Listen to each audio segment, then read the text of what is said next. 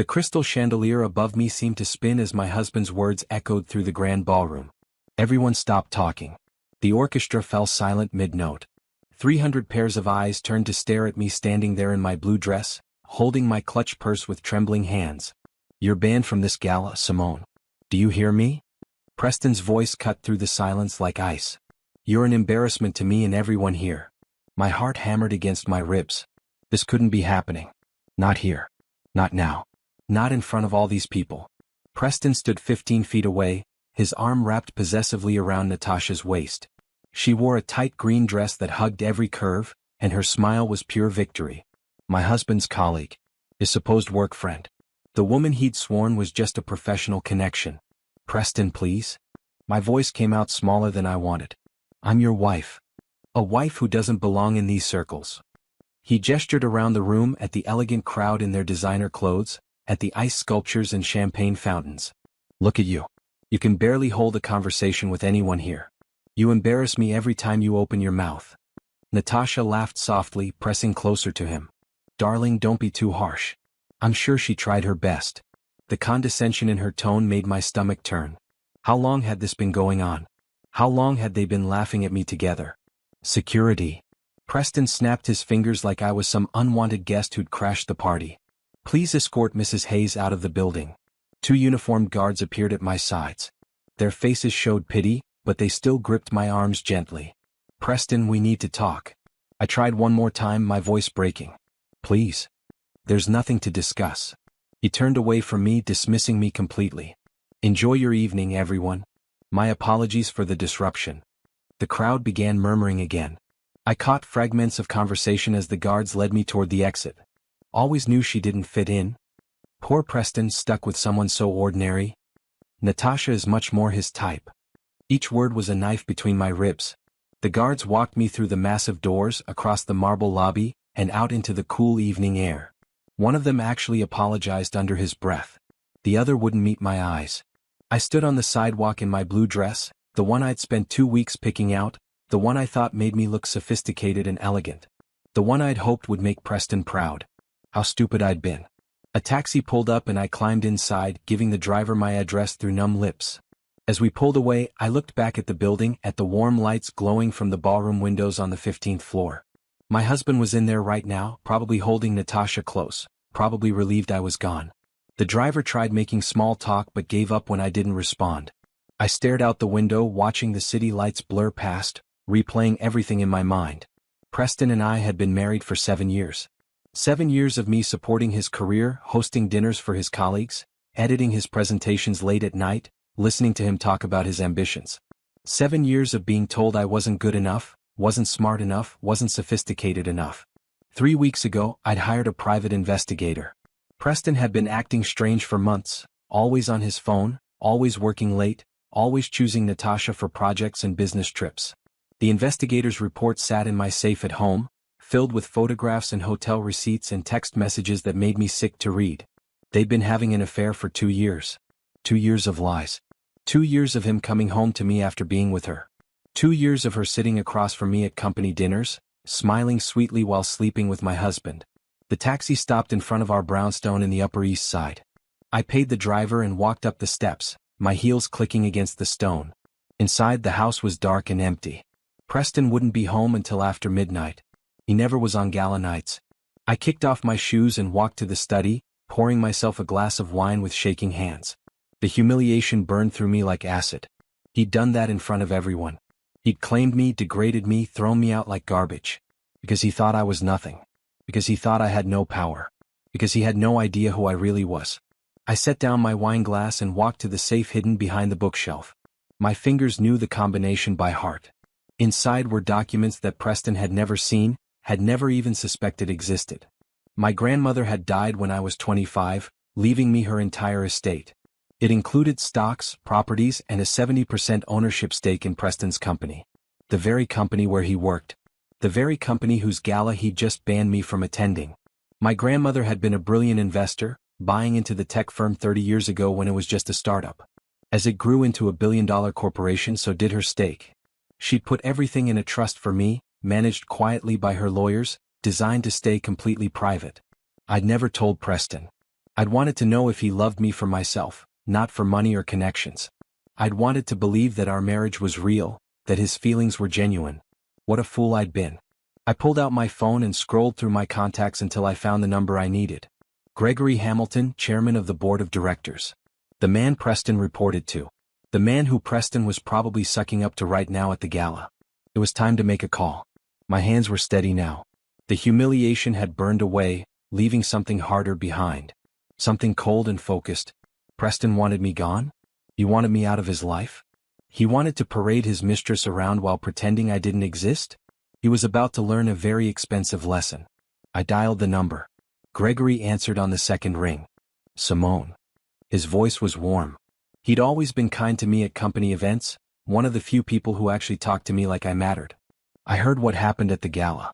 I'm so sorry. Don't be sorry, Gregory. My voice came out strong and clear. I need to arrange a meeting with you and the board. Tomorrow morning if possible. Of course. What's this regarding? It's time for me to take my place at the company. I looked at the ownership documents in my hand. And there are going to be some major changes. The morning sun poured through the floor-to-ceiling windows of my grandmother's old attorney's office. I sat in a leather chair, surrounded by 3 lawyers and 2 financial advisors, going through documents I should have examined years ago. Your grandmother was very specific in her instructions, Harold Morrison said. He'd been her attorney for 40 years and now he was mine. She wanted you to have complete freedom with the trust, but she also wanted you to be ready before taking control. I nodded, scanning another page of numbers. 70% ownership of Hartwick Technologies. Real estate worth $40 million. Investment portfolios that had grown exponentially over the past decade. My grandmother had left me a fortune, and I'd been living like I had nothing. Why didn't she tell me while she was alive? The question had haunted me since her death. Harold smiled softly. She said you needed to find your own path first. She worried that if you knew too early it would define you. She wanted you to know who you were without the money. And Preston? I asked. Did he ever suspect? No one outside this room and the board members know about your ownership stake. Your grandmother structured the trust very carefully. All dividends and profits have been automatically reinvested. You've never had to sign anything publicly. That explains so much. I'd worked as a financial analyst at a different company, making a decent salary but nothing extraordinary. Preston thought I came from a middle-class family, that my grandmother had left me a small inheritance that we'd used for our wedding. He had no idea I could buy and sell him 100 times over. Tell me about the company, I said. I want to know everything. The next 3 hours were a crash course in corporate structure, board politics, and financial performance. Hartwick Technologies had started as a software company but had expanded into artificial intelligence, cloud computing, and digital security. Annual revenue, $3 billion. Stock price, steadily climbing. Preston's salary, $2 million a year plus bonuses. He's considered a rising star, one of the advisors said carefully. The board has been grooming him for a VP position. Based on what qualifications? His last 3 projects came in under budget and ahead of schedule. He's charismatic with clients. Good at presentations. The advisor hesitated. There have been some concerns about his management style, but nothing serious. I made a note to investigate those concerns. What about Natasha Colburn? I asked. She works in his department. Harold flipped through a folder. Director of Client Relations. Hired 4 years ago. Strong performance reviews. Close working relationship with your husband. Close working relationship. That was one way to describe it. I want to call a board meeting, I said. This week. I want to formally take my seat and discuss personnel changes. That's your right, Harold confirmed. You've always had a seat on the board. You just haven't exercised it. I'm exercising it now. We spent another hour discussing strategy. I would attend the next board meeting, reveal my identity as the majority shareholder, and propose changes to company leadership.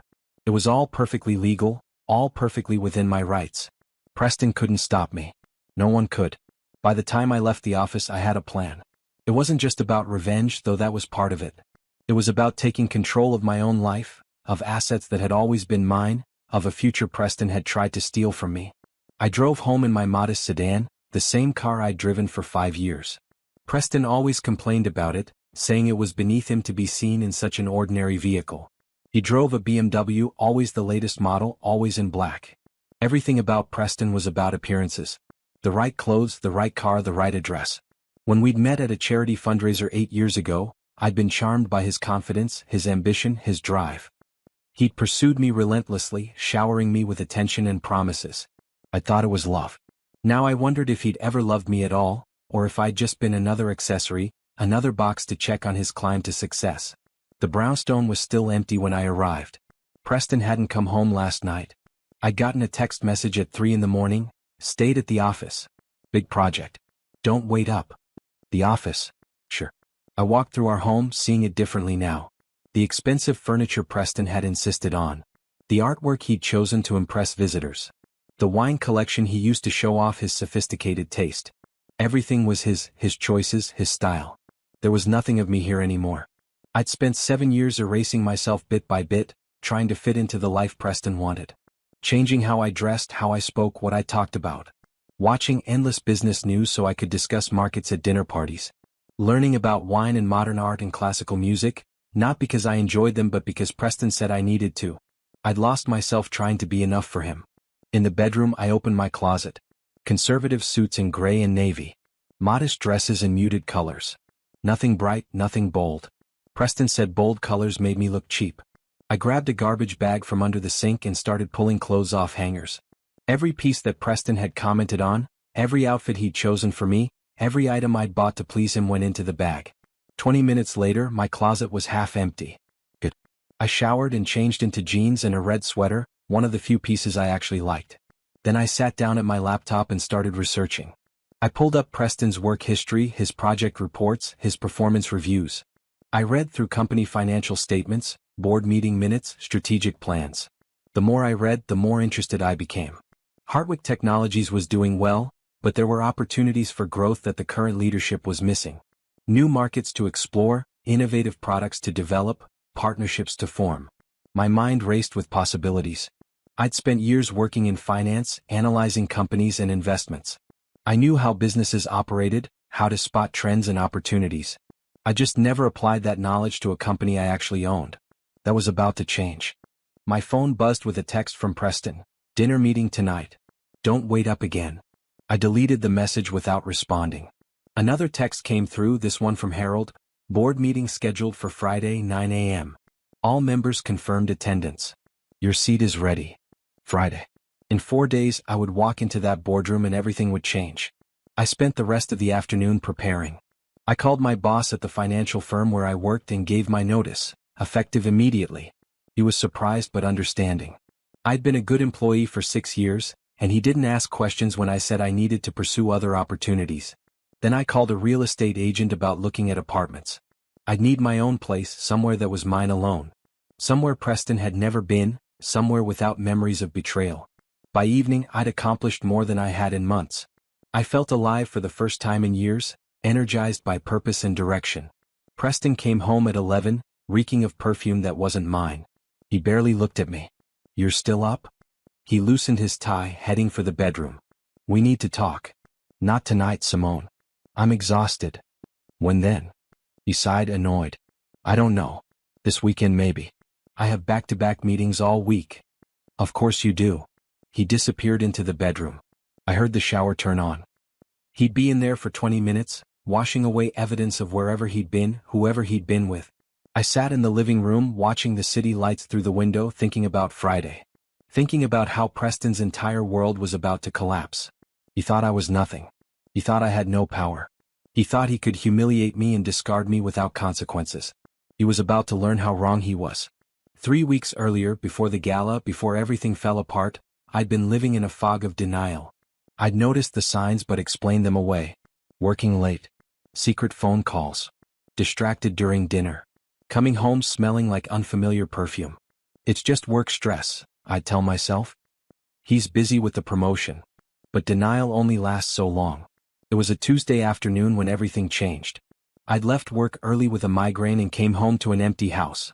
Preston was supposedly in meetings until 6. I took medication and lay down trying to sleep off the pain. That's when his phone buzzed on the nightstand. He'd forgotten it, rushing out that morning in a panic about being late. The screen lit up with a text message preview.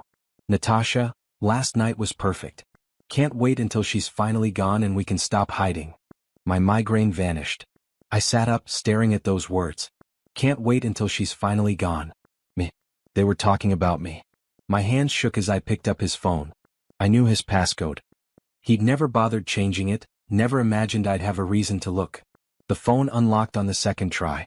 The messages between Preston and Natasha went back 2 years. 2 years of late-night texts, explicit photographs, plans for secret meetups, hotel reservations, weekend trips disguised as work conferences, promises about their future together.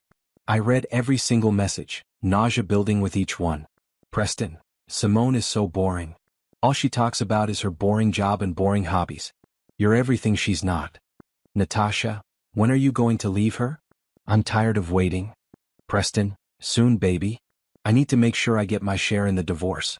She might come from nothing, but we've built up assets together. I'm not walking away empty-handed.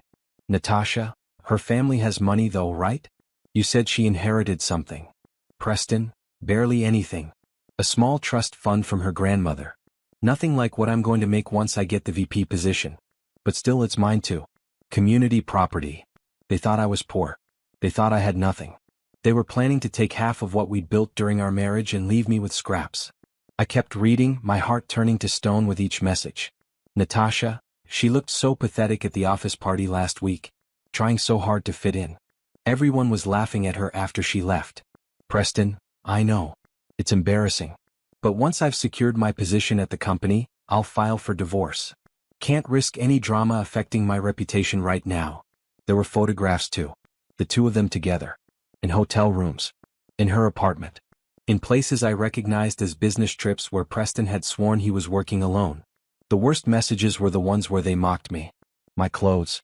My conversation. The way I tried to participate in company events. Every insecurity I'd ever had, every moment where I'd felt inadequate, they'd noticed and laughed about together. I set down the phone very carefully, afraid I might throw it against the wall. 2 years. Not a mistake, not a moment of weakness. A full-blown affair with planning and deception and cruelty. I walked downstairs and poured myself a glass of water, my mind racing. Part of me wanted to scream, to break things, to call Preston and rage at him. But another part, the part that had been trained in finance and analysis, stayed cold and calculating. If I confronted him now, he'd deny everything. He'd delete the messages. He'd spin some story about Natasha being obsessed with him, about how he was trying to let her down gently. He was good at that, at making people believe whatever he wanted them to believe. No, I needed proof. Real proof. Documentation that he couldn't deny or explain away. I picked up my laptop and started researching private investigators. I found one with excellent reviews, specializing in infidelity cases. I called and explained the situation, keeping my voice steady even as my hands shook. I can start tomorrow, the investigator said. His name was Robert Chin and he sounded professional and detached. I'll need photographs of both parties, their work addresses, any information about their schedules. I can provide all of that.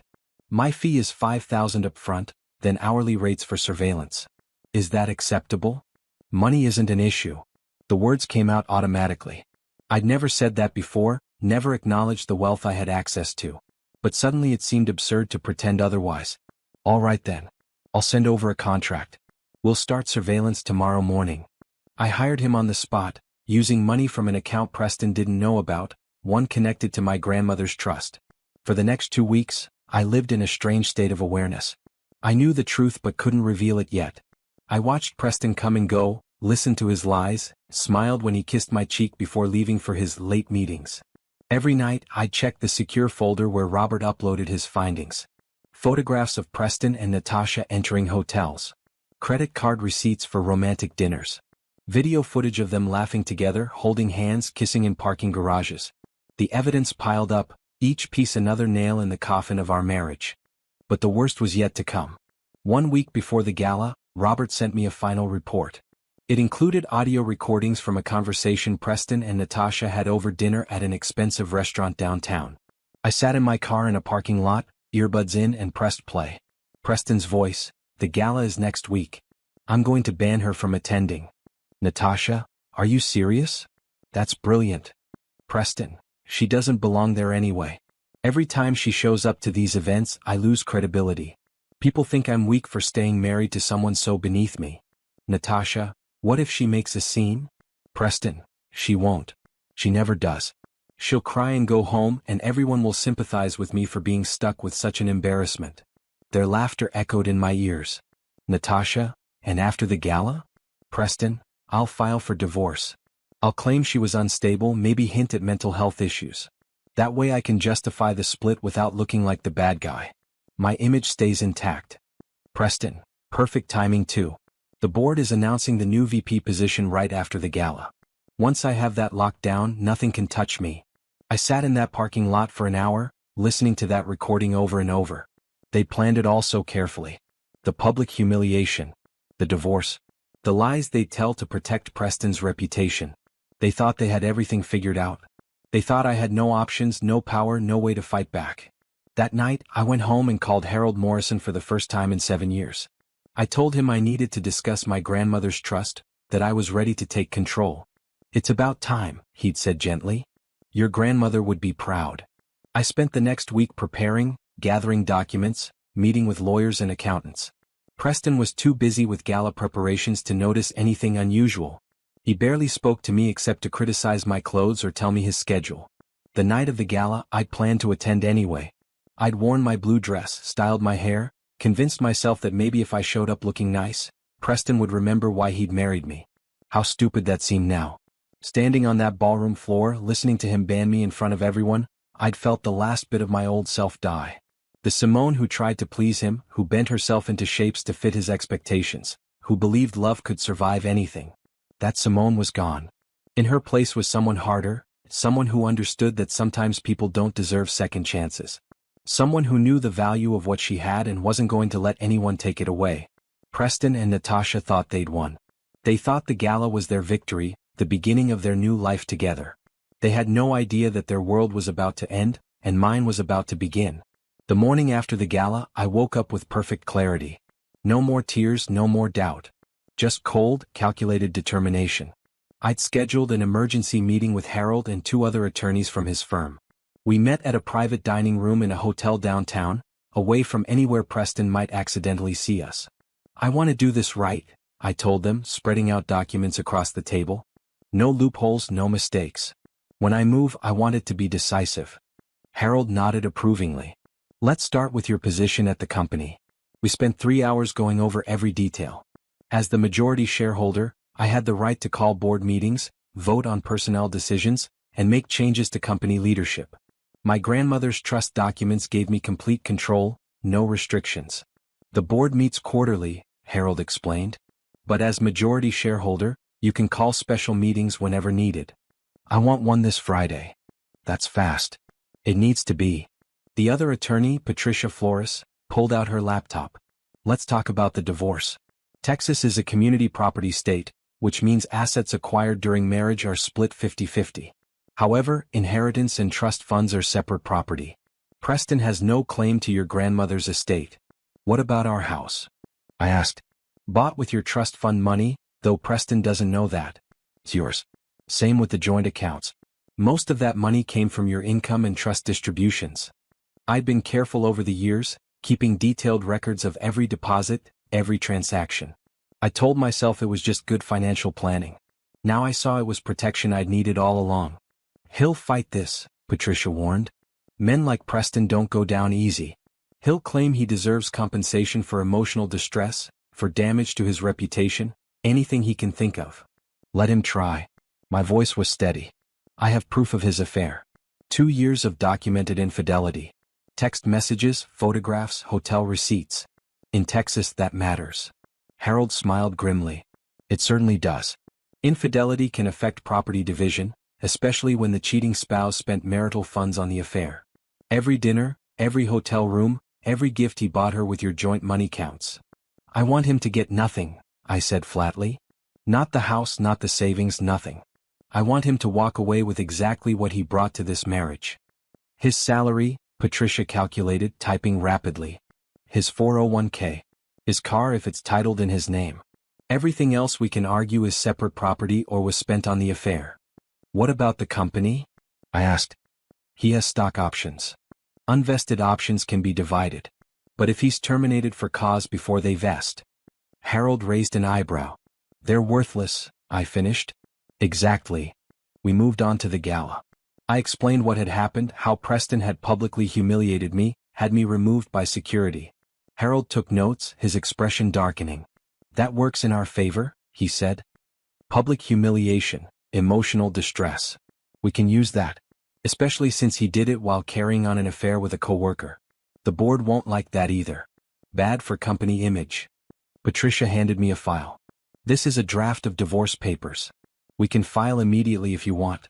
Or we can wait until after the board meeting. After, I decided. I want him blindsided. If he knows divorce is coming, he'll start hiding assets, preparing his defense. I want him to think everything is fine until the moment it all falls apart. Risky, Harold warned. What if he files first? He won't. He told Natasha he's waiting until after he gets the VP position. He doesn't want anything to jeopardize that promotion. Then we move fast. Friday's board meeting, filed divorce papers Monday morning. The third attorney, James Crawford, had been quiet until now. He spoke up, his voice thoughtful. You need to think about the company long-term. Taking your seat on the board, firing Preston, that's all fine. But what happens next? Are you planning to stay involved or return to passive ownership? I hadn't thought about that. For 7 years, I'd been so disconnected from my grandmother's legacy, so focused on being Preston's wife. The idea of actually running the company, making decisions, being present was foreign. I don't know, I admitted. You don't have to decide now, James said. But the board will ask. They'll want to know if you're serious about this or if it's just about revenge. It's both, I said honestly. I want Preston to pay for what he did. But I also want to understand what my grandmother left me. I want to know why she built this company, what she envisioned for it. I've been hiding from this for too long. Harold reached across the table and squeezed my hand. Your grandmother would be proud of you. She always said you had steel in your spine. You just needed to find it. We spent another hour going over details. I'd attend the board meeting Friday morning, reveal my identity as majority shareholder, and propose Preston's immediate termination. The board couldn't override me, not with 70% ownership. Preston would be fired, his stock options voided, his reputation destroyed. Then Monday, divorce papers would be filed. Asset division heavily in my favor, citing his infidelity and misuse of marital funds. I'd keep the house, the accounts, everything we'd built together. He'd walk away with nothing but his salary history and a ruined career. What about Natasha? I asked. She's complicit in all this. Company policy on workplace relationships? Patricia asked. Prohibited between supervisors and direct reports. She reports to him. Then she goes too, Harold said. Sexual harassment, hostile work environment, violation of company ethics. The board will have no choice. Everything was falling into place like puzzle pieces. Each attorney had a role, each document a purpose. We were building an airtight case, a perfect trap. One more thing, I said. The gala. He banned me from the next one too, the quarterly celebration in December. He told everyone I'm not allowed at company events anymore. James smiled slowly. Interesting. And who approves the guest list for company events? The board of directors. And who controls the board? I do. Then I suggest, James said, leaning back in his chair, that you not only attend the December gala but host it. Send a message. You're not going anywhere. The idea made me nervous and excited at the same time. Could I really do that? Stand in front of everyone who'd watched my humiliation and show them I was stronger than they thought? Let's focus on Friday first, Harold said, reading my hesitation. One step at a time. We concluded the meeting with a plan of action. Friday's board meeting at 9 a.m. I'd arrive early, take my seat, wait for Preston to show up for his quarterly report. The look on his face would be worth everything. I left the hotel feeling powerful for the first time in weeks. The city bustled around me, people rushing to work, living their lives. I was one of them now, not Preston's shadow but my own person with my own purpose. I stopped at a coffee shop and ordered something I actually liked instead of the complicated espresso drink Preston always ordered for me. Simple vanilla latte. The barista smiled when I said please and thank you. Have a great day, she said. I will, I promised. And I meant it. I spent the rest of the week preparing. I bought a new suit for the board meeting, emerald green and perfectly tailored. I got my hair cut and styled. I practiced what I'd say, how I'd carry myself. I watched videos on boardroom presence, read articles on corporate leadership. Preston barely noticed. He was too busy preparing his own presentation, too focused on impressing the board, too confident in his rising star status. Wednesday night he came home late again. I was reading in the living room, making notes on company financial reports. Still up. He barely glanced at me. Couldn't sleep.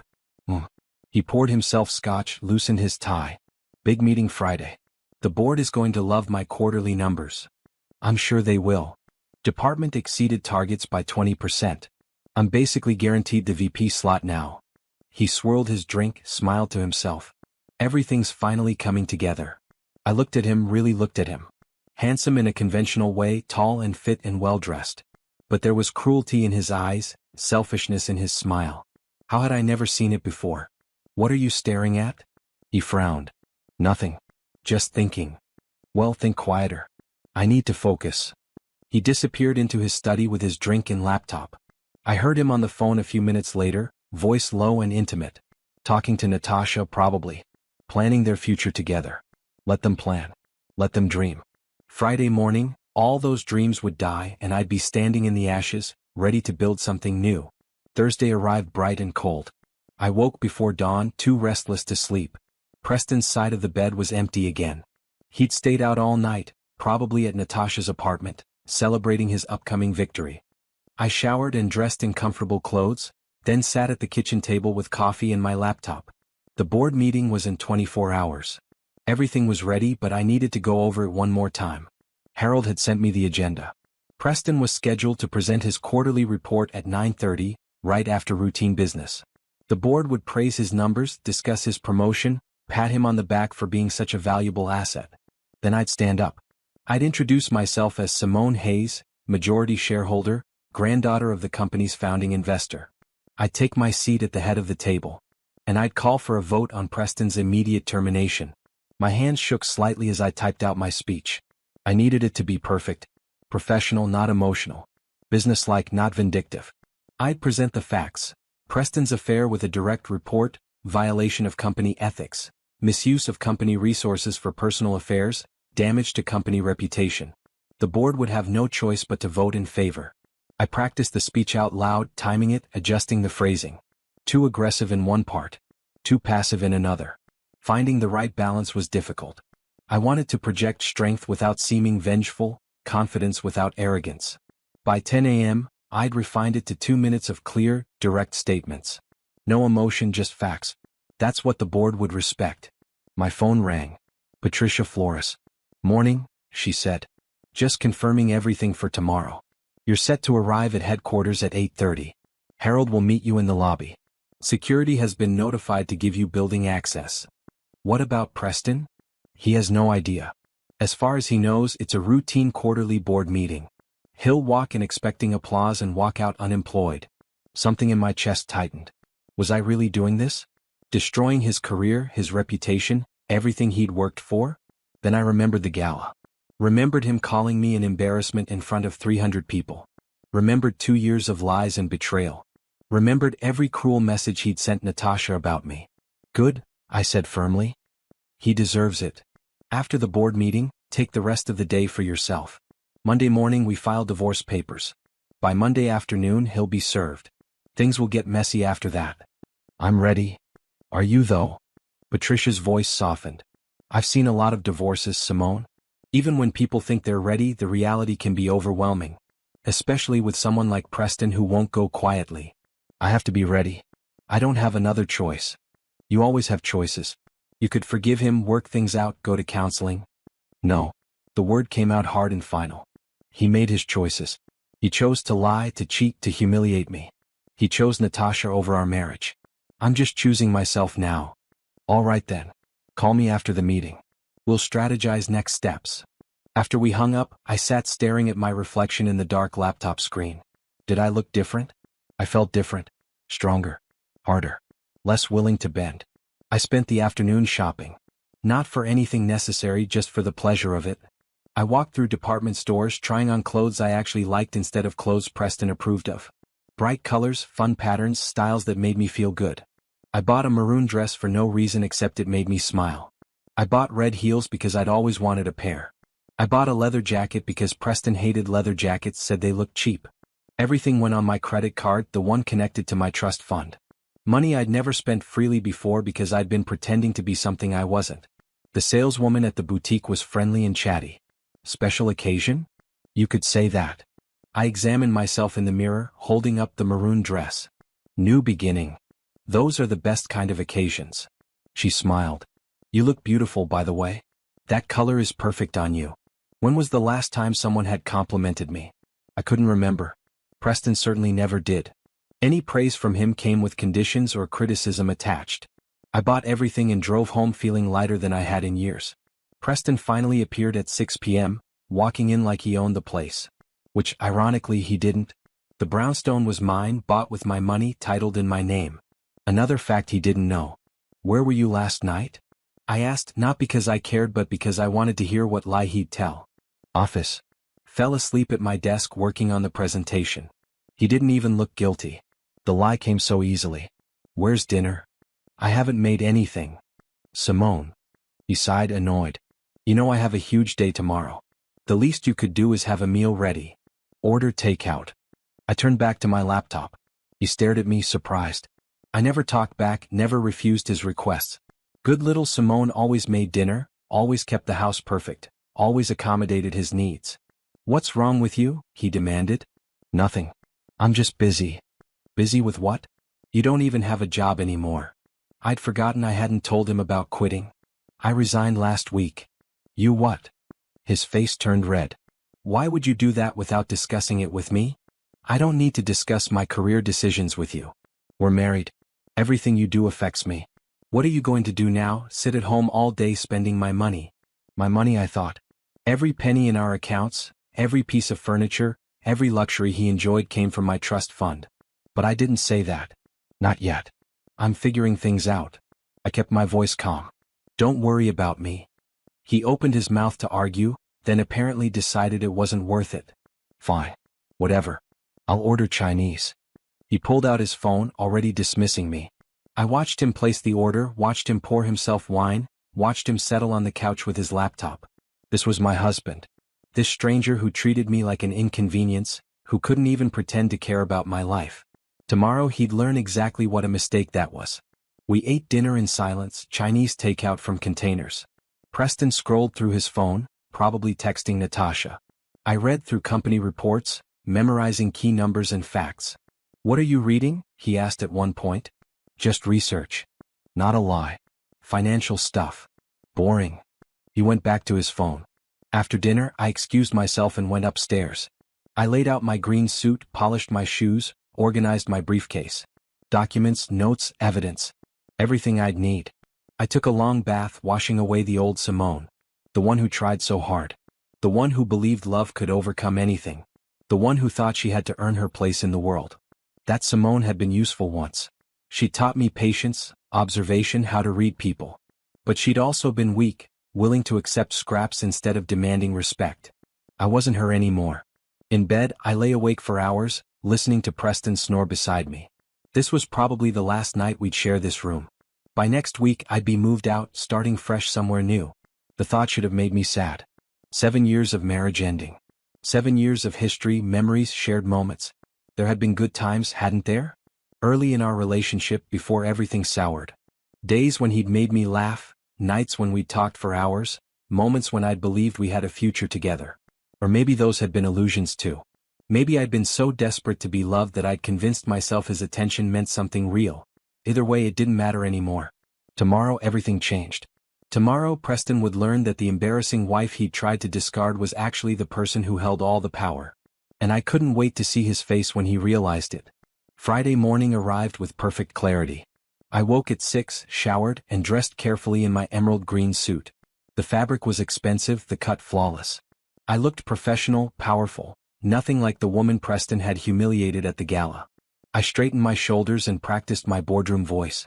Strong, confident, unwavering. Good morning, I'm Simone Hayes, majority shareholder of Hartwick Technologies. Perfect. Preston was still asleep when I left at 7:30. I didn't wake him. Let him rush, let him panic about being late. It would make what was coming even better.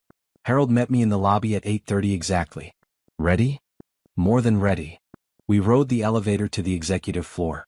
The boardroom was massive, all glass and steel with a view of the city skyline. A long table dominated the center, 12 leather chairs arranged around it. At the head sat an empty chair larger than the others. My chair. The board will arrive at 8:45, Harold explained. Preston is scheduled for 9:30. You'll sit here. He indicated the chair at the head of the table. When he arrives, let him start his presentation. Then interrupt and introduce yourself. Won't he recognize me? Probably. But he won't understand what you're doing here. The shock will work in your favor. Other board members began filing in. Gregory Hamilton, the chairman I'd spoken with on the phone. Patricia Chin, the CFO. Robert Sterling, head of operations. Others whose names I'd memorized from company reports. They all stared at me with varying degrees of confusion and curiosity. Good morning, everyone. Harold stood. I'd like to introduce Simone Hayes, granddaughter of Margaret Hayes, our founding investor. She holds 70% of company stock and is taking her seat on the board today. Silence. Then murmurs. Then Gregory stood and extended his hand. Miss Hayes. We've been expecting you for years. Welcome. The others followed suit, shaking my hand, offering greetings. Some looked genuinely pleased. Others seemed wary, probably wondering what changes I'd bring. Thank you all, I said, taking my seat at the head of the table. I apologize for the delay in taking my position. I'm here now and I'm committed to the company's success. We went through routine business. Quarterly financial reports, operational updates, minor policy decisions. I listened carefully, asking occasional questions, demonstrating I understood the business. At 9:25 the door opened. Preston walked in, expensive suit perfectly pressed, briefcase in hand, confident smile on his face. He was talking on his phone, wrapping up some conversation, not paying attention to who was in the room. Then he looked up. Saw me. Froze. Simone. His voice cracked. What are you doing here? Good morning, Preston. I kept my voice professional. Please have a seat. We're eager to hear your presentation. He looked around the table, confusion evident. I don't understand. Ms. Hayes is our majority shareholder, Gregory explained. She's taking her seat on the board today. Majority shareholder? Preston's face went pale. That's impossible. Actually, it's very possible. I opened my folder, pulled out documents. My grandmother was Margaret Hayes, founding investor. She left me her estate, including 70% of this company. Now please, your presentation. Preston stood there, briefcase halfway to the table, looking like his world was collapsing. Which, to be fair, it was. He set down his briefcase with shaking hands. I need a moment. We don't have a moment, I said firmly. You're scheduled for 9:30. It's 9:30. Present your quarterly numbers. He fumbled with his laptop, hands trembling. The confident rising star was gone. In his place was a man realizing he'd made a catastrophic mistake. The presentation was terrible. He stumbled over words, mixed up numbers, couldn't answer basic questions. The board members exchanged glances, clearly concerned. Finally, after 20 painful minutes, he finished. Any questions? I raised my hand. I have one. Mr. Hayes, are you currently engaged in a romantic relationship with Natasha Colburn, your direct report? The room went silent. That's inappropriate to ask, Preston stammered. Is it? I pulled out more documents. Because I have extensive evidence of a 2-year affair. Hotel receipts, text messages, photographs.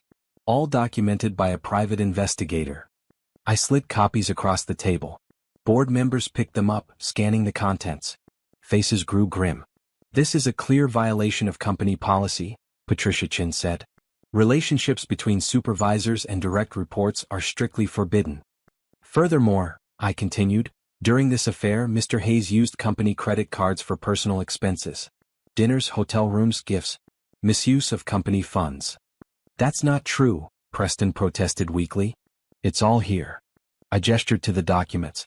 Would you like to deny these are your signatures on the receipts? He said nothing. There's more, I continued. Mr. Hayes has created a hostile work environment through favoritism, promoting Ms. Colburn over more qualified candidates, giving her preferential treatment.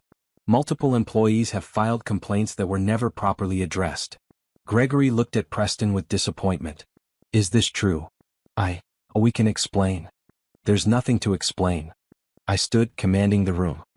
Mr. Hayes has violated company policy, misused company resources, and damaged our reputation. At the gala last week, he publicly humiliated me, his wife, calling me an embarrassment and having me removed by security. This behavior is unacceptable. Simone, please, Preston begged. We can talk about this privately. No. My voice was ice. We're past private conversations.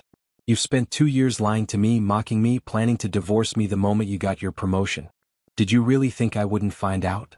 The board members looked uncomfortable now, realizing this was personal as well as professional. I'm calling for a vote, I said. Immediate termination of Preston Hayes for violation of company ethics, misuse of company funds, and conduct unbecoming of a senior executive. All in favor? Every hand went up. Even the ones who'd seemed friendly with Preston. The evidence was too damning, the violations too clear. Motion passes unanimously, Gregory said quietly. Mr. Hayes, you're terminated effective immediately. Please surrender your badge and company equipment. Security will escort you out. Preston looked at me with pure hatred. You did this. You planned this. I did. I met his eyes without flinching. You tried to destroy me. You humiliated me. You threw away our marriage for someone else. Did you really think there would be no consequences? I'll sue. I'll fight this. Try. I gathered my documents. But you should know I'm also filing for divorce. Monday morning. And given your documented infidelity and misuse of marital funds, you won't get a penny. Security arrived to escort him out. As Preston was led away, briefcase clutched to his chest, he turned back one more time. This isn't over. Yes, I said calmly. It is.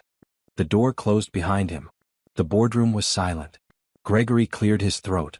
Well, that was unexpected. I apologize for the drama, I said, sitting back down. But it needed to be addressed. No apology necessary. The company is better off without him. Patricia looked at her notes. What about Miss Colburn? She violated the same policies. I recommend immediate termination. Another vote. Another unanimous decision. Natasha would be fired by end of day. We moved on to other business, but I could barely focus. Adrenaline coursed through my veins. I'd done it. I'd actually done it. The meeting ended at 11. Board members filed out, several stopping to shake my hand again, welcoming me officially to the company. Harold waited until we were alone. How do you feel? Powerful, I admitted. Is that wrong? Not at all. You took control of your life. That's something to be proud of. We left the building together. Outside, the city bustled with normal Friday activity. People rushing to lunch, talking on phones, living their lives. I was one of them now, free and in control. My phone buzzed. A text from an unknown number. I can't believe what you did. Preston is devastated. How could you be so cruel? Natasha. I blocked the number without responding. She didn't deserve my attention or my explanations. Another text, this one from Patricia Flores. Divorce papers are ready. We file Monday morning at 9. Be prepared for fallout. I was prepared. I'd been preparing for weeks. Preston would rage, he'd threaten, he'd try everything to fight back. But he had no leverage, no power, nothing I couldn't counter. I'd won. That night, I went apartment hunting. I found a beautiful place in a different neighborhood, far from anywhere Preston knew. 2 bedrooms, lots of natural light, a view of the park. I signed the lease immediately. By Sunday I'd moved everything I cared about. Clothes, books, personal items. I left behind the furniture Preston had chosen, the artwork he'd bought, the life we'd built together. Starting over felt terrifying and exhilarating at once. Monday morning, divorce papers were filed. By noon, Preston was served at his apartment. He called 17 times. I didn't answer. He showed up at my new place somehow. I called the police and had him removed for trespassing. The next weeks were chaos. Legal battles, media attention, company restructuring. But through it all I stayed focused. This was my life now. My company. My future. And Preston could do nothing but watch as everything he'd wanted slipped away forever. The media discovered the story within days.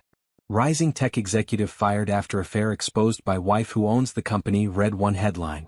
Billionaire heiress takes revenge on cheating husband, read another. My phone rang constantly. Reporters wanting interviews, friends I hadn't spoken to in years suddenly concerned about my well-being, business contacts offering support or gossip. I ignored most of them. Patricia Flores set up a meeting in her office Monday afternoon. I arrived to find her with a stack of documents 3 inches thick. Preston's legal team filed a response this morning, she said grimly. They're fighting everything. What are they claiming?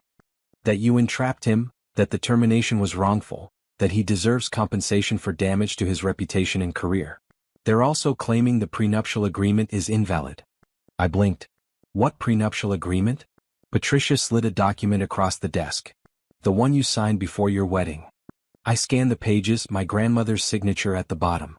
She'd had it drawn up, protecting her estate in case of divorce. I'd signed it without really reading it, trusting her judgment. Thank God she'd been so careful. This is airtight, Patricia confirmed. No court will overturn it. Preston gets nothing from your trust, nothing from the company, nothing from assets purchased with inheritance money. He's entitled only to half of marital assets acquired through joint income. Which is? His car. His 401k. About $50,000 in a joint checking account. That's it. Everything else was purchased with your money. Preston had spent 7 years living in luxury, thinking it was his success providing it. In reality, he'd been living off my inheritance while contributing almost nothing. His lawyers are going to argue that's unfair, Patricia warned. They'll say he had no idea about your financial situation, that you deceived him. I never lied. He never asked. True. But they'll spin it differently. Expect a nasty court battle. I thought about that for a moment. Did I want to drag this out in court? Did I want months or years of legal fights? Make him an offer, I decided. $100,000 plus his car and 401k. In exchange, he signs away all claims to anything else and agrees to a non-disclosure agreement. He doesn't talk to the press, doesn't badmouth me or the company, goes away quietly. Patricia raised her eyebrows. That's generous considering what he did. It's closure. I want this over. I want him out of my life completely. I'll present the offer. But Simone, men like Preston don't go away quietly. Even with money. She was right. Preston's response came back within hours. He wanted $5 million. I laughed when Patricia told me. He's delusional. His lawyers think they can prove you deceived him about your wealth, that he's entitled to compensation. Tell them no. 100,000. Final offer. If he refuses, we go to court and he gets nothing. The next weeks were brutal. Preston's lawyers filed motion after motion, trying to delay proceedings, demanding access to financial records, claiming emotional distress. The legal bills piled up. Meanwhile, the company faced its own challenges. Preston had been popular with some clients, and losing him created gaps in relationships. Several major accounts threatened to leave. I met with each client personally, presenting them with better terms, stronger service guarantees, introducing them to other talented team members. Most stayed. A few left. That was business. Natasha filed her own lawsuit, claiming wrongful termination and sexual harassment. She argued that Preston had pressured her into the relationship, that she was a victim. I had the text messages proving otherwise. Messages where she bragged to friends about sleeping with a married man. Messages where she called me names and laughed about stealing my husband. Messages where she actively pursued Preston. Her lawsuit was dismissed within a month. But the stress was overwhelming. I'd barely slept since the board meeting, constantly dealing with lawyers, reporters, business decisions, divorce proceedings. I lost weight. Dark circles appeared under my eyes. One night, alone in my new apartment, I broke down crying. Not because I missed Preston. Because I was exhausted. Because taking control of my life had been harder than I'd imagined. Because I questioned whether the revenge had been worth all this chaos. My phone rang. Harold Morrison. How are you holding up? He asked gently. I'm tired. I know. But you're almost through the worst of it. Preston's lawyers are running out of options.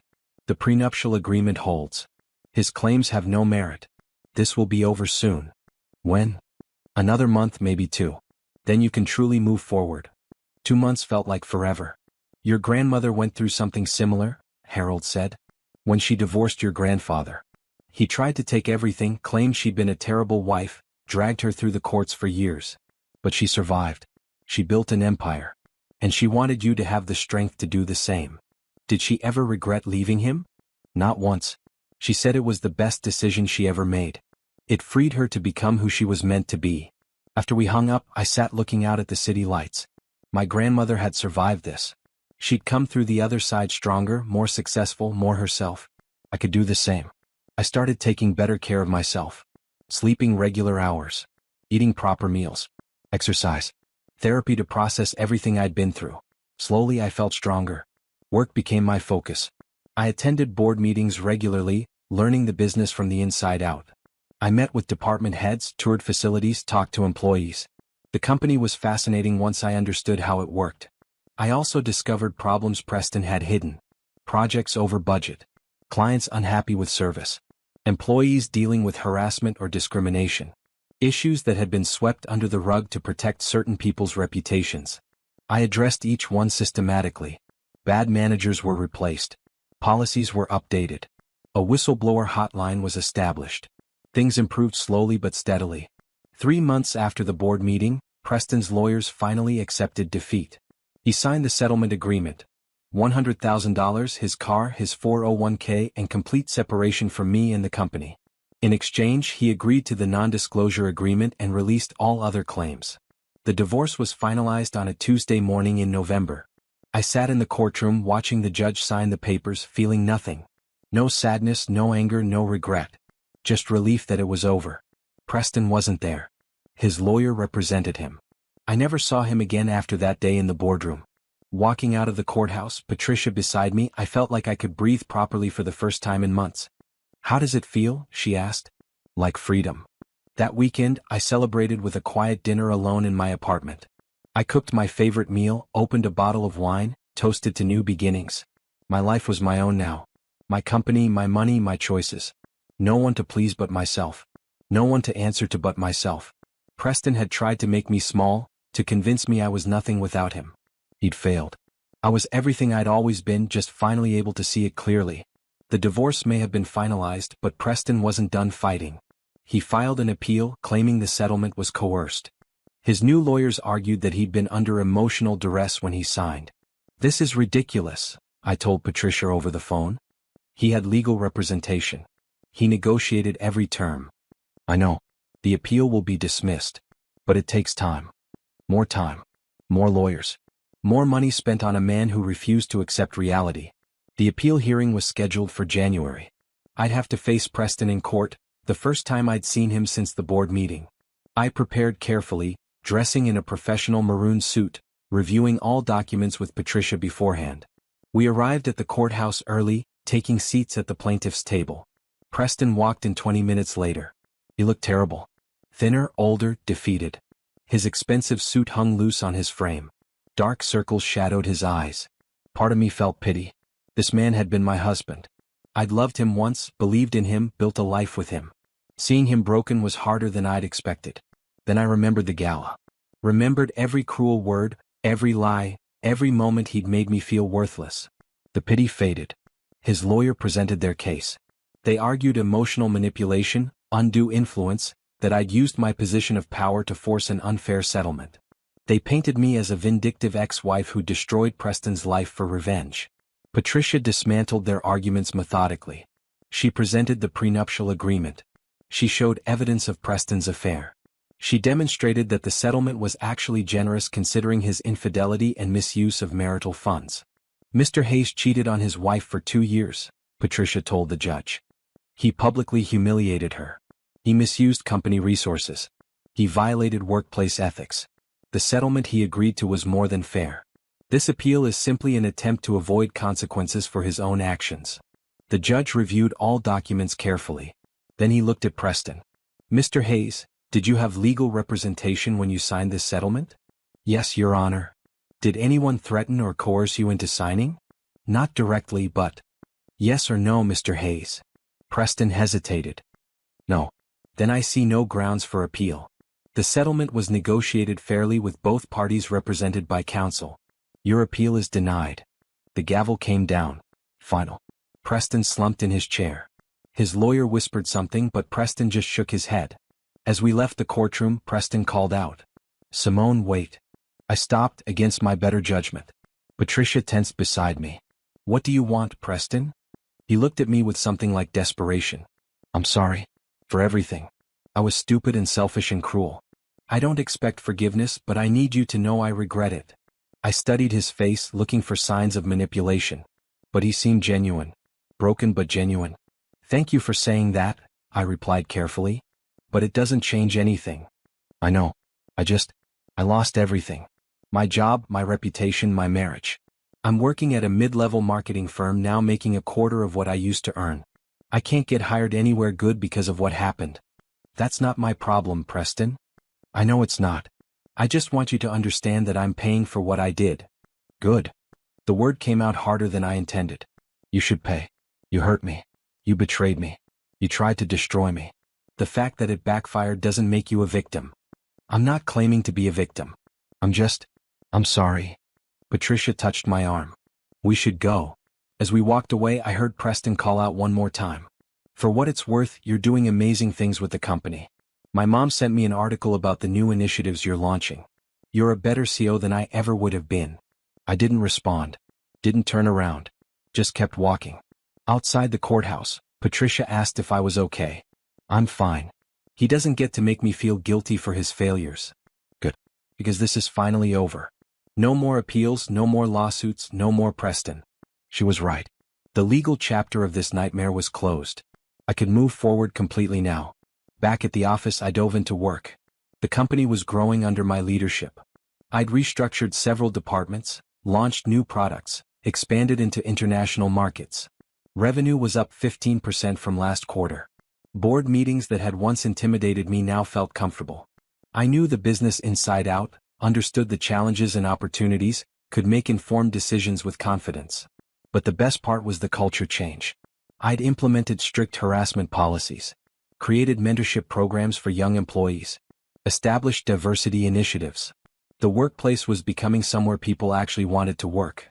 Employees started approaching me in hallways, thanking me for the changes. Women especially told stories of finally feeling respected, finally having opportunities they'd been denied before. You've transformed this place, Gregory Hamilton told me after one board meeting. Your grandmother would be proud. I'm just doing what should have been done years ago. That's exactly what makes you a good leader. You see problems and fix them instead of ignoring them. The praise felt good. Real. Not based on appearance or connections but on actual accomplishments. One evening, working late in my office, I got an email from Natasha. Subject line, I'm sorry. I almost deleted it without reading. But curiosity won. Simone, I don't expect you to respond to this or forgive me. I know what I did was unforgivable. Preston and I carried on an affair while you were married, and we mocked you behind your back. That was cruel and wrong. I want you to know that I'm not trying to excuse my behavior. I was selfish and thoughtless. I convinced myself that if Preston was willing to cheat, his marriage must not matter. I was wrong. Losing my job was the wake-up call I needed. I've spent the last months in therapy, working on understanding why I made such terrible choices. I've had to face that I was the kind of person who could hurt someone I didn't even know. I moved to Seattle and started over. New job, new life. I'm dating someone new and I've told him everything about my past. I want to be better. I know this doesn't fix anything. I know you have every right to hate me forever. I just wanted you to know that I'm sorry, and I'm trying to be a better person. I also want to say that what you did, taking control of the company and standing up for yourself, was incredibly brave. I wish I had your strength. I hope you're happy. You deserve to be. Natasha. I read the email 3 times trying to decide how I felt about it. Angry? Vindicated? Pitying? Eventually I settled on indifferent. Natasha's apology was nice, but it didn't change what had happened. It didn't erase the pain or the betrayal. It was too little too late. I moved the email to a folder labeled Closed Chapters, and returned to work. Some things didn't deserve responses. Some people didn't deserve space in my thoughts anymore. I had better things to focus on. Like the life I was building, the company I was growing, the future I was creating on my own terms. 6 months after the divorce, I barely recognized my old life. The woman who tried so hard to please Preston seemed like a stranger. The woman I'd become was confident, decisive, unafraid to take up space. I'd taken full control of the company, moving from board member to active CEO. The transition had been challenging, but I thrived on the challenges now. Every problem was a puzzle to solve, every obstacle an opportunity to innovate. Revenue continued climbing. We'd launched 3 new products, acquired 2 smaller competitors and expanded into Asian markets. Stock prices hit record highs. Industry publications featured me in articles about successful female CEOs. The attention was uncomfortable at first. I wasn't used to being photographed or interviewed. But I learned to use the platform for good, talking about women in business, corporate ethics, work-life balance. One interview asked about my marriage and divorce. I kept the answer brief and professional. My ex-husband and I wanted different things. I'm grateful for the experience because it taught me to value myself and trust my instincts. I'm happier now than I've ever been. No drama, no revenge details, no airing of grievances. Just honest simplicity. Personally, life was quiet. I dated casually, nothing serious. After 7 years with Preston, I needed time to figure out who I was outside of a relationship. I traveled. Paris for a week, Barcelona for 10 days, Thailand for 2 weeks. Places I'd always wanted to see but Preston had dismissed as boring or unsophisticated. Turns out I loved traveling alone, setting my own schedule, answering to no one. I reconnected with old friends I'd lost touch with during my marriage. Women Preston had discouraged me from seeing because he found them loud or inappropriate. Spending time with them, I remembered how to laugh freely. I took cooking classes, learning to make dishes I actually enjoyed instead of the elaborate meals Preston had demanded. I joined a book club. I volunteered at a women's shelter, helping others escape bad situations. My apartment became a home. I decorated it in bright colors and comfortable furniture. Red throw pillows, blue curtains, green plants everywhere. Nothing matched perfectly, but it was mine and I loved it. One Saturday in March, I attended a charity art auction. I donated generously to the cause, supporting young artists. Standing near a painting of a city skyline, I noticed a man studying the same piece. "Beautiful, isn't it?" he commented. "Gorgeous. I love the use of color." We started talking. His name was Julian Reeves, an architect specializing in sustainable buildings. He was kind, funny, genuinely interested in hearing about my work. When I mentioned I ran a tech company, he didn't immediately try to impress me with his own achievements. He asked questions, listened to answers. We talked for an hour. Then another hour. By the end of the auction, he'd asked for my number. "I'd love to take you to dinner sometime," Julian said. "If you're interested." I hesitated. Was I ready for this? Ready to try again? Then I looked at his warm smile, his kind eyes, and thought maybe I was. I'd like that. Our first date was simple. Dinner at a small Italian restaurant, conversation flowing naturally. Julian told me about his architecture firm, his passion for environmental design, his dream of building affordable housing that didn't sacrifice beauty or sustainability. I told him about the company, about the changes I'd implemented, about my grandmother's legacy. "She sounds like an amazing woman," Julian said. She was. I wish I'd appreciated her more when she was alive. I was so young when she died, so focused on my own life. I didn't understand everything she'd built until I inherited it. You're honoring her now. That's what matters. We dated slowly, carefully. Neither of us rushed. We went to museums, tried new restaurants, took walks in the park. Julian never pushed for more than I was ready to give. 3 months in, he met my friends. They loved him immediately. "He's nothing like Preston," my friend Angela said after dinner. "He actually listens when you talk. He's proud of your success instead of threatened by it." She was right. Julian celebrated my achievements, asked about my work, supported my decisions. When I had a difficult day, he brought wine and listened. When I had a victory, he took me to dinner to celebrate. It was partnership, not competition. Respect, not control. "I'm falling for you," he told me one night, 6 months into our relationship. "I want you to know that. No pressure, no expectations. Just honesty." I kissed him, feeling something I hadn't felt in years. Safety. Trust. The possibility of love that didn't require me to shrink or change or become someone else. "I'm falling for you too." At work, things continued improving. I promoted talented employees who'd been overlooked before. I fired managers who protected harassers. I invested in research and development, leading to breakthrough products. One afternoon, Gregory Hamilton stopped by my office. "I'm retiring at the end of the year," he announced. "And I want you to officially take the chairman position. Gregory, that's your role. It's time to pass it on. You've earned it." The board agrees unanimously. I don't know what to say. Say yes. Your grandmother founded this company's success. You're building its future. It's fitting that you lead the board as well. I accepted. 3 months later, at the annual shareholder meeting, I was officially named chairman and CEO of Hartwick Technologies. Standing at the podium, looking out at hundreds of shareholders, employees, and industry leaders, I felt my grandmother's presence. This is what she'd wanted. Not just for me to inherit wealth, but to build something meaningful. To lead with integrity. To make a difference. "Thank you all for your support," I said. "Together we're going to build something incredible. Not just a successful company, but one that treats people well, innovates responsibly, and contributes positively to the world." The room erupted in applause. Later that evening, Julian took me to dinner to celebrate. How does it feel? He asked. Being chairman and CEO? Terrifying. Exciting. Right. You're going to be amazing. How do you know? Because you already are. We toasted to new beginnings. To futures built on honest foundations. To love that lifted instead of diminished. Life wasn't perfect. Work was still challenging. Some days were overwhelming. Decisions were difficult and consequences were real. But I was happy. Genuinely, completely happy. And that was worth everything I'd gone through to get here. 1 year after the board meeting that changed everything, I hosted a charity gala. Not just any gala, the same annual event where Preston had humiliated me. Same venue, same ballroom, same crystal chandeliers. But everything else was different. This time I was the host. I planned the menu, approved the guest list, gave the opening speech. The event benefited a foundation I'd started. Women in Technology, providing scholarships and mentorship for young women entering STEM fields.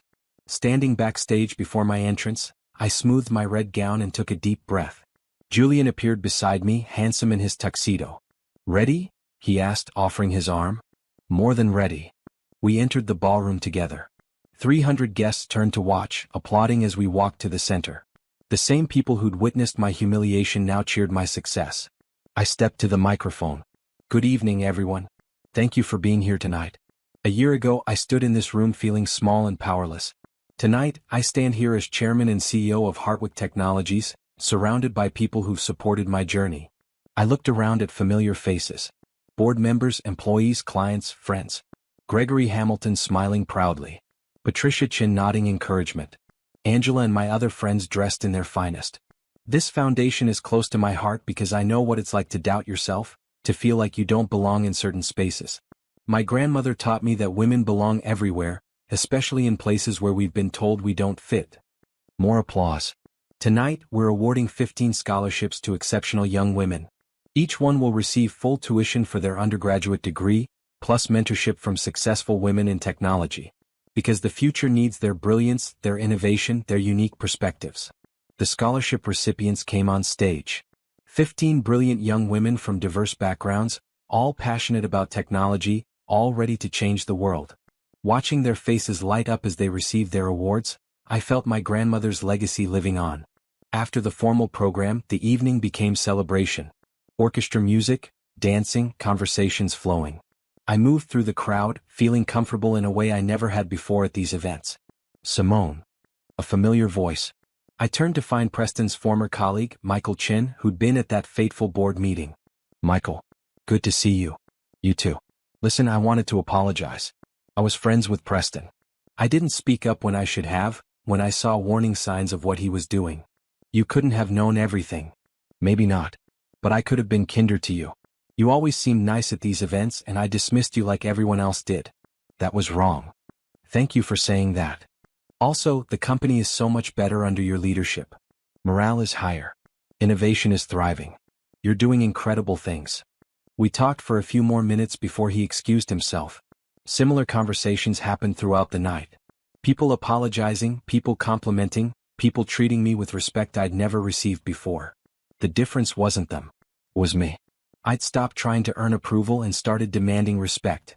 Near the end of the evening, I stepped outside for air. The terrace overlooked the city, lights twinkling like stars. Julian found me there. Tired? He asked. Happily tired. This was a good night. It was a perfect night. You were amazing. He wrapped his arms around me from behind, and we stood there watching the city together. I've been thinking, Julian said carefully, about us, about the future. My heart skipped. Oh, I'm not proposing. Not yet. But I want you to know that I'm serious about you. About us. I want to build a life together when you're ready. I turned to face him. I'm getting there. After Preston, I needed time. Needed to find myself again. But with you, I'm learning what healthy love looks like. No rush. I'm not going anywhere. We kissed under the stars and I felt grateful for second chances. The next morning, I woke in my apartment to sunshine streaming through blue curtains. My phone showed messages from the night before. Congratulations on the gala. Praise for the foundation. Thank you notes from scholarship recipients. One message caught my eye. Unknown number. I saw the coverage of your gala. You looked beautiful and confident. I'm happy for your success. Take care. Preston. I stared at the message for a long time. Part of me wanted to ignore it. Part of me was curious about what Preston was doing now, whether he'd truly changed. I chose neither. Instead, I simply replied, "Thank you. I hope you're well." Then I deleted the conversation. No anger, no bitterness, just closure. Preston was my past. A painful chapter that taught me valuable lessons but didn't define my future.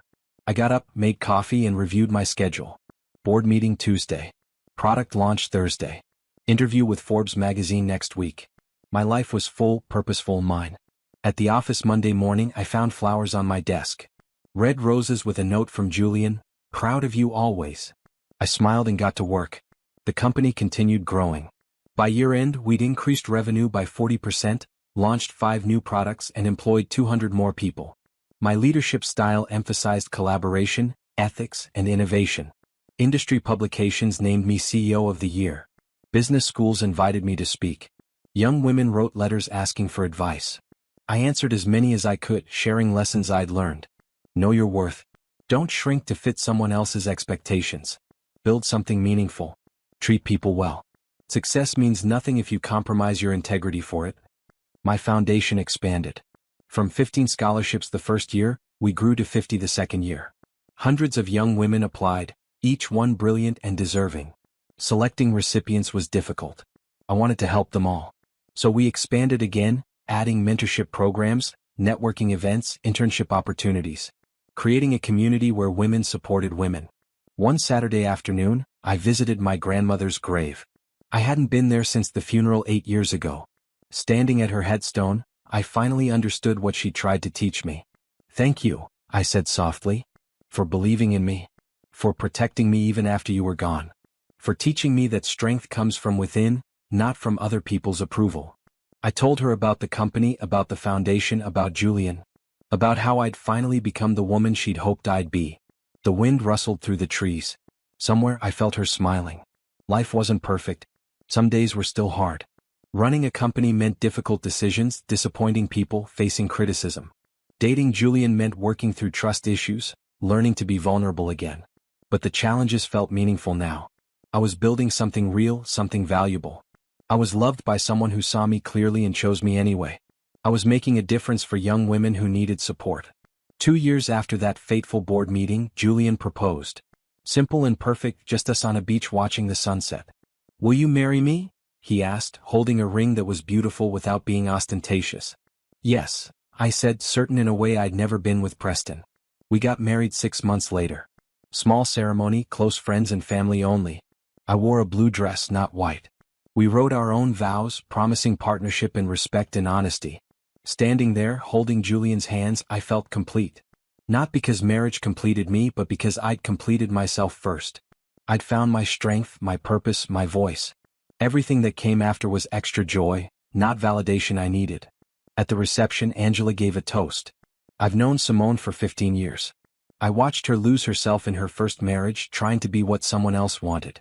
And I watched her find herself again, becoming even better than before.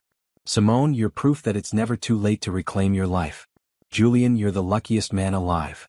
Everyone cheered. Julian kissed me and our friends celebrated. Later that night, alone together in our hotel room, Julian asked, "Do you ever regret it? The revenge, the public drama, all of it?" I thought carefully. No. I regret the marriage, regret not seeing Preston's true character sooner. But the rest? Taking control, standing up for myself, building something new? That saved me. You saved yourself. I did. And I'd do it again. Life continued. The company thrived. My marriage was happy. The foundation grew. I became the woman I was always meant to be. 3 years after everything changed, I received an email from Preston. Subject line, "Congratulations, Simone. I saw the news about your company going public. Congratulations on your success. You've built something remarkable. I'm writing because I'm getting married soon." Her name is Amy. She's a kindergarten teacher, kind and patient and nothing like the corporate world I used to be part of. I've spent the last 3 years in therapy, working on becoming a better person. I'll never be the executive I was before, but I don't want to be. That life made me cruel. I'm happy now. Genuinely happy. And I wanted you to know that. I also wanted to thank you. You could have destroyed me completely. Instead, you gave me a chance to rebuild. The settlement money helped me start over. Losing everything taught me what actually matters. I'm sorry for what I did to you. I know I said that before, but I mean it even more now. You deserved better. I hope you're happy. I hope Julian treats you the way I should have. Take care, Preston. I read the email twice, then forwarded it to Patricia Flores with a note. He's finally growing up. Then I filed it away and moved on with my day. Preston's happiness didn't affect mine. His apology didn't change the past. But knowing he'd learned something, that maybe he'd become better, brought a small satisfaction. People could change. Situations could improve. Life could surprise you. I'd learned that firsthand. Standing in my office, looking out at the city I'd claimed as my own, I thought about the woman I'd been. Uncertain, trying to please everyone, believing she wasn't enough. That woman seemed like someone from another lifetime. The woman I'd become was strong, confident, unapologetically herself. She ran a billion-dollar company. She'd created opportunities for hundreds of women. She was happily married to a man who respected her. She'd taken control when everyone expected her to break. And she'd won. Not just against Preston. Against every doubt, every insecurity, every person who'd underestimated her. The victory wasn't revenge. It was reclaiming herself. And that was the happiest ending of all.